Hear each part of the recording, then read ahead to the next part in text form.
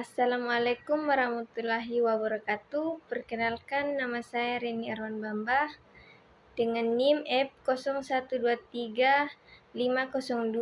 Di sini saya akan memaparkan hasil review saya tentang artikel yang berjudul Keputusan dan Non-Keputusan Kerangka Analisis.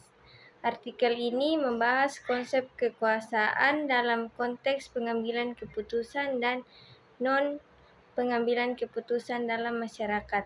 Penulis mengkritik penggunaan konsep kekuasaan yang terlalu luas dan terlalu sempit dalam studi sebelumnya, yang mengakibatkan perbedaan penting antara kekuasaan, pengaruh, dan wewenang. Tujuan artikel yaitu mengklarifikasi atribut konsep kunci dalam studi pengambilan keputusan dan non-pengambilan keputusan termasuk kekuasaan, pengaruh, dan wewenang. Menunjukkan bagaimana konsep-konsep ini dapat digunakan secara lebih sistematis dan efektif dalam studi kasus. Poin utama yaitu kekuasaan. Kekuasaan terbagi menjadi 6, yaitu yang pertama, kekuasaan bersifat relasional bukan posesif. Yang kedua, kekuasaan hanya ada dalam konteks konflik nilai atau kepentingan.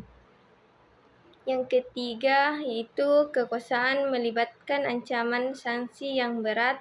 Yang keempat, kekuasaan membutuhkan komunikasi yang jelas dan pemahaman dari pihak yang diancam.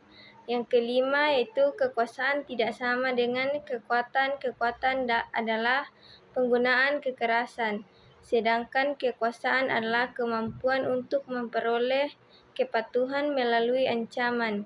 Yang keenam, yaitu kekuasaan dapat berkurang ketika kekerasan digunakan atau ketika berhasil dilaksanakan.